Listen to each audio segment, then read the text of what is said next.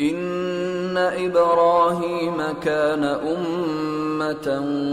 قانتا لله حنيفا ولم يك من المشركين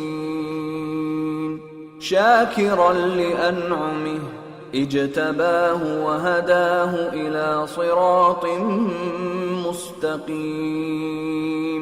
وآتيناه في الدنيا حسنة وإنه في الآخرة لمن الصالحين ثم أوحينا إليك أن اتبع ملة إبراهيم حنيفا وما كان من المشركين إنما جعل السبت على الذين اختلفوا فيه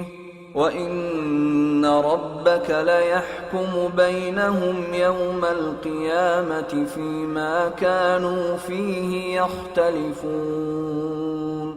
ادع إلى سبيل ربك بالحكمة والموعظة الحسنة وجادلهم بالتي هي أحسن إن ربك هو أعلم بمن ضل عن سبيله وهو أعلم بالمهتدين وإن عاقبتم فعاقبوا بمثل ما عوقبتم به ولئن صبرتم لهو خير للصابرين واصبر وما صبرك إلا بالله ولا تحزن عليهم ولا تك في ضيق مما يمكرون إن الله مع الذين اتقوا والذين هم محسنون۔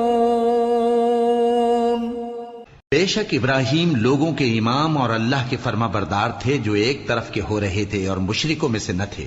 اس کی نعمتوں کے شکر گزار تھے۔ اللہ نے ان کو برگزیدہ کیا تھا اور اپنی سیدھی راہ پر چلایا تھا، اور ہم نے ان کو دنیا میں بھی خوبی دی تھی اور وہ آخرت میں بھی نیک لوگوں میں ہوں گے۔ پھر اے نبی، ہم نے تمہاری طرف وہی بھیجی کہ دین ابراہیم کی پیروی کرو جو ایک طرف کے ہو رہے تھے اور مشرکوں میں سے نہ تھے۔ ہفتے کا دن تو انہی لوگوں پر مقرر کیا گیا تھا جنہوں نے اس میں اختلاف کیا،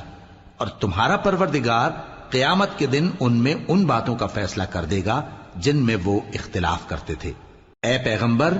لوگوں کو حکمت اور نیک نصیحت سے اپنے پروردگار کے رستے کی طرف بلاؤ اور بہت اچھے طریق سے ان سے مناظرہ کرو۔ جو اس کے رستے سے بھٹک گیا تمہارا پروردگار اسے بھی خوب جانتا ہے، اور جو رستے پر چلنے والے ہیں ان سے بھی خوب واقف ہے۔ اور اگر تم ان کو تکلیف دینی چاہو تو اتنی ہی دو جتنی تکلیف تم کو ان سے پہنچی، اور اگر صبر کرو تو یہ صبر کرنے والوں کے لیے بہت اچھا ہے۔ اور صبر ہی کرو، اور تمہارا صبر بھی اللہ ہی کی مدد سے ہے، اور ان کے بارے میں غم نہ کرو، اور جو یہ سازشیں کرتے ہیں اس سے تنگ دل نہ ہو۔ کچھ شک نہیں کہ جو پرہیزگار ہیں اور جو نیکوکار ہیں اللہ ان کا مددگار ہے۔